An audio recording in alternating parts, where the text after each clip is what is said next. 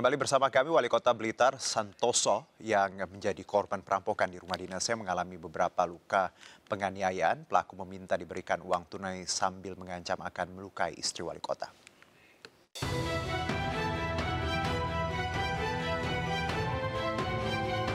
Sehari pasca perampokan di rumah dinasnya, Wali Kota Blitar Santoso keluar menemui awak media.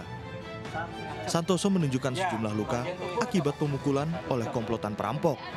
Saat kejadian, ia menolak menunjukkan tempat uang. Namun, pelaku mengancam akan menyakiti istri wali kota hingga wali kota pun terpaksa menunjukkan lemari tempat penyimpanan uang. Kemudian saya ditendang, dipukul dalam posisi yang disekap baik mulut, mata, tangan. Karena saya tidak segera menunjukkan, dikira saya membohongi bahwa saya tidak mau menunjukkan berangkasnya.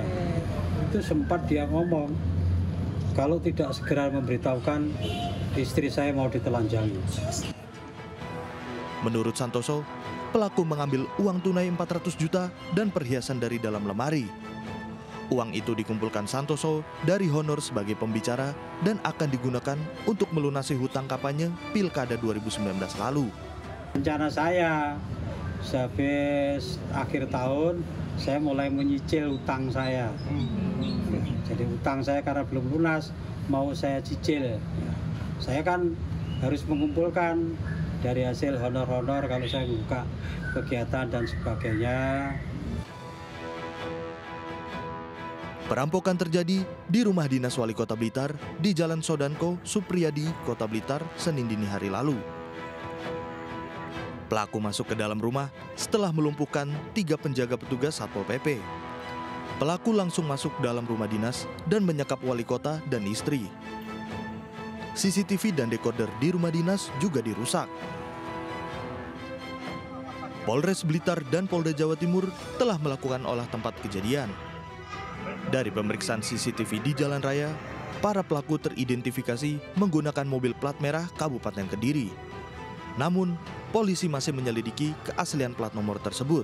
Penomoran kode akhir itu memang masukin di wilayah Kediri, tapi kita sedang dalami mendapatkan plat tersebut dari mana, apakah mungkin membuat atau mencuri dan sebagainya. Pasca perampokan, rumah dinas Wali Kota Blitar masih dijaga ketat aparat kepolisian.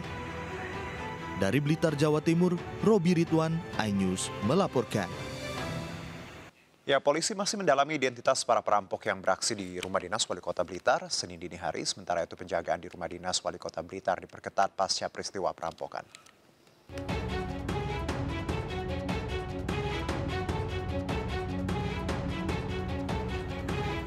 Polda Jawa Timur membentuk tim khusus untuk menyelidiki kasus perampokan rumah dinas Wali Kota Blitar. Sebanyak 7 orang saksi telah diperiksa. Saat ini hasil olah TKP dan pemeriksaan para saksi masih didalami. Polisi juga tengah berkoordinasi dengan Dinas Kominfo Kota Blitar untuk mencari alternatif CCTV di sekitar TKP. Pasalnya CCTV di area rumah dinas wali kota dirusak para pelaku.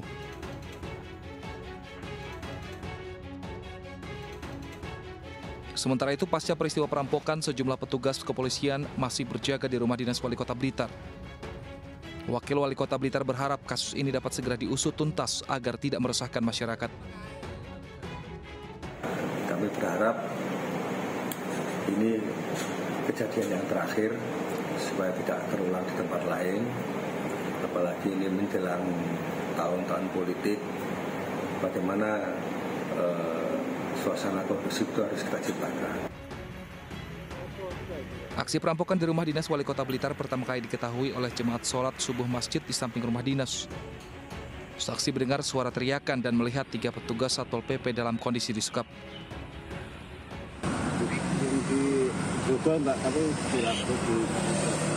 Matanya ditutup ya.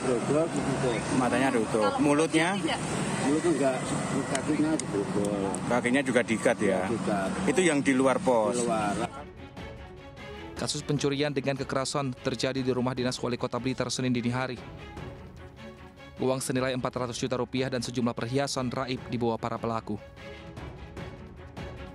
Dari Blitar, Jawa Timur, Robi Ridwan, iNews melaporkan. Ya, sementara di waktu berbeda, Wali Kota Blitar, Santoso mengaku sempat dianiaya para pelaku perampokan saat diminta menunjukkan lokasi berangkas. Para pelaku bahkan mengancam akan menelanjangi istri Santoso. Pada waktu itu, sasaran yang diminta, dia minta kepada saya untuk menunjukkan berangkasnya. Berangkasnya Pak, Bapak di mana? Saya kan selama ini nggak punya berangkas, karena berangkas ini kan harus untuk menyimpan uang yang saya simpan itu ya tidak ada. Jadi makanya saya memang nggak punya berangkas. Ya kalau uang sedikit-sedikit dari hasil kegiatan saya buka acara itu honornya ya saya simpan di tas, cukup saya taruh di almari gitu saja. Nah, kemudian saya ditendang, dipukul dalam posisi yang disekap baik mulut, mata, tangan, karena saya tidak segera menunjukkan, dikira saya membohongi bahwa saya tidak mau menunjukkan berangkasnya. Jadi saya bilang kalau mau membuka almari silakan dibuka almarinya itu. Almari saya juga tidak terkunci, memang tidak ada kuncinya, jadi terus dibuka. Dia mengobrak-abrik saya. Waktu itu sempat dia ngomong kalau tidak segera memberitahukan istri saya mau ditelanjangi. Itu dia ngancam seperti itu. Saya kan berpikir bagaimana keselamatan istri saya. Ya baik, pemirsa, perampokan sebuah rumah dinas wali kota yang penuh penjagaan tentu menjadi tanda tanya di benak publik. Meski masih didalami polisi, namun apa kira-kira yang menjadi motif perampokan? Kami akan berbincang dengan kriminolog dari Fakultas Hukum Universitas Airlangga Maradona, dan kami juga masih menunggu bergabungnya Kasih Humas Polres Blitar Kota, Ibtu Ahmad Rohan. Kita ke Bang Bara terlebih dahulu. Selamat sore, Bang Bara, apa kabar?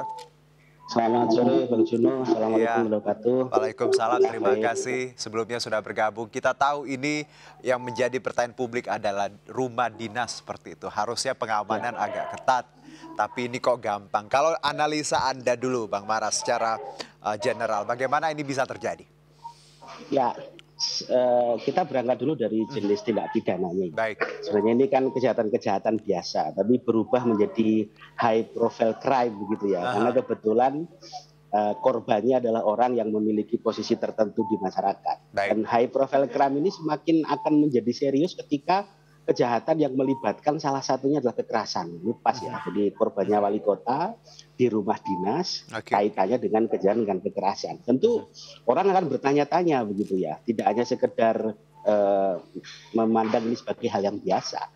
Bagaimana bisa simbol-simbol negara dalam pemerintah kota, wali kota di rumah dinasnya menjadi korban. Jadi ini dimensinya luas ya. Tidak hanya sekedar kejahatan biasa, kemudian bagaimana kemudian perlindungan terhadap pejabatnya aja nggak menjadi korban kejahatan, bagaimana dengan rakyat biasanya? Terus di situ nanti muncul banyak teori-teori konspirasi begitu. Ini menjadi salah satu ciri dari high profile crime.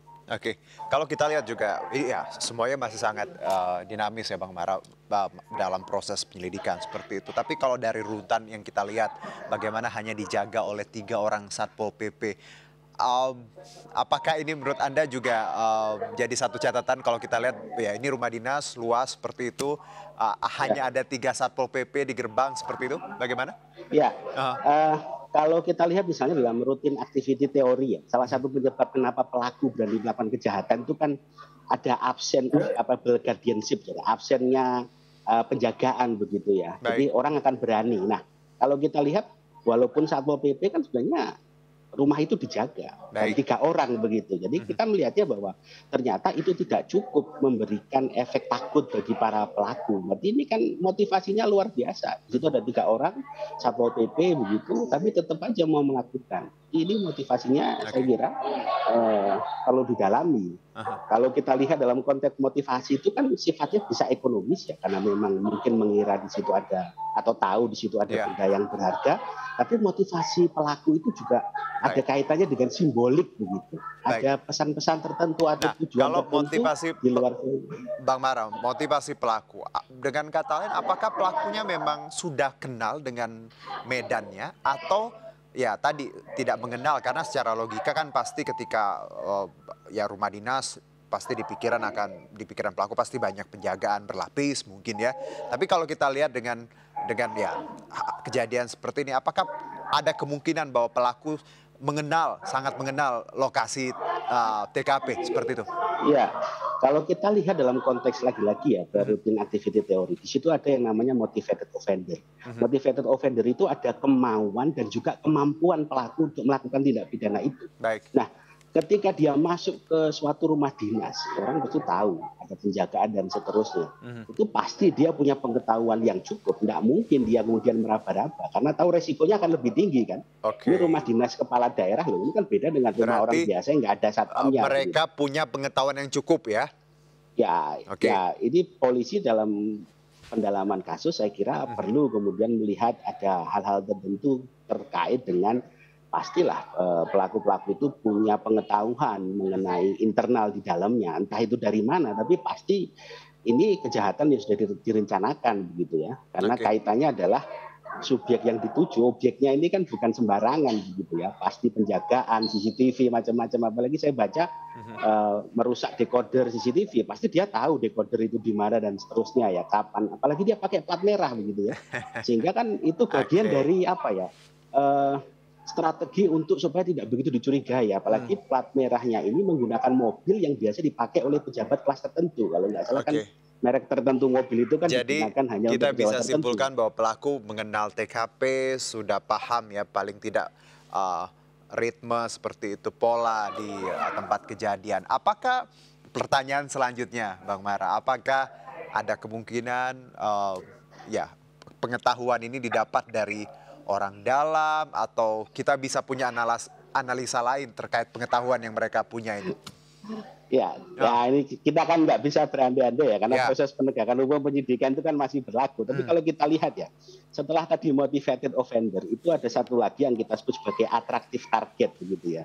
Tadi sisi pelaku, sekarang sisi korban. Nah, di sisi korban itu kan biasa kita melihatnya dalam kajian kriminologi kita disebut sebagai FIFA begitu ya.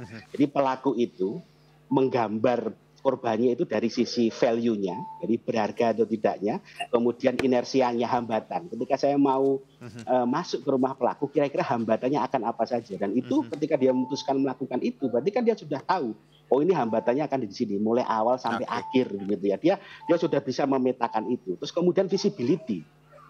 Dia pasti akan tahu bahwa dengan resiko yang tinggi masuk ke rumah dinas, visibility mengenai apa yang saya ambil itu kan pasti dia akan tahu. Nggak mungkin gambling, ya kalau ada uang nggak ada. Nah, ini Bang Mara, termasuk, ya. Saya potong sejenak, nanti kita lanjutkan, tapi poinnya saya sudah dapat tadi terkait pengetahuan. Kita punya, sudah bergabung bersama kita juga ada Ibtu Ahmad Rohan untuk melengkapi dialog kita hari ini, Kasih Humas Polres Blitar Kota. Assalamualaikum, selamat sore Pak. Waalaikumsalam, selamat sore. Ya, terima kasih sebelumnya. Bagaimana update terkini dari kasus ini sendiri? Terima kasih Mas untuk update perkembangan terkait kasus pengungkapan kasus pencurian dengan kekerasan di rumah dinas Wali Kota Blitar. Perlu kami sampaikan untuk perkembangan pada hari pertama setelah terjadi kejadian tersebut. Sudah dilaksanakan olah TKP oleh tim gabungan dari Polda Jatim dan Polres Blitar Kota. Kemudian kami juga sudah melakukan pemeriksaan, ada 7 saksi pada hari pertama. Kemudian untuk hari kedua kita lakukan pemeriksaan ada 14 saksi. Kemudian hari ini, hari ketiga, ada tambah lagi 9 saksi. Jadi total sudah 30 saksi yang sudah kita lakukan pemeriksaan. Baik, 30 saksi ini Ibtu Ahmad, apakah orang-orang terdekat di internal atau yang secara langsung ada di kejadian itu malam itu, atau orang-orang eksternal seperti itu? Baik, jadi untuk 30 saksi ini kebanyakan memang rata-rata yang ada terdekat dengan Pak Wali Kota. Begitu ya, di Wisma, mulai dari asisten rumah tangga, kemudian para penjaga yang selama ini bertugas, kemudian juga pembantu-pembantu yang lain yang di ring satunya beliau. Oke, Ibtu Ahmad, kalau Wali Kota Santoso sendiri masih meyakini bahwa ini motifnya adalah ekonomi, motifnya adalah tadi murni perampokan. Dari sejauh ini, Ibtu Ahmad, apakah motif sudah bisa kita analisa atau masih sangat dinamis sebenarnya kalau dari pihak kepolisian sendiri? Terima kasih Mas. Untuk motif kita belum berani karena kita masih mengumpulkan bukti-bukti petunjuk, kemudian juga sambil menunggu hasil dari olah TKP yang dilaksanakan oleh tim Inavis kemarin, pengambilan sampel baik jejak yang tertinggal di TKP mulai dari sidik jari maupun sampel DNA yang mungkin ada yang tertinggal di TKP. Nanti kita cocokkan dengan persesuaian yang ada dengan keterangan saksi maupun bukti. Demikian, Mas. Jadi untuk motif kita masih menunggu dulu ya, Ibtu Ahmad ya, untuk dalam proses penyidikan masih berlanjut. Yeah. Ibtu Ahmad, Bang Mara, kita jeda dulu, kita akan sambung usai komersial break berikut ini dan pemirsa tetap bersama kami di MNC News Now.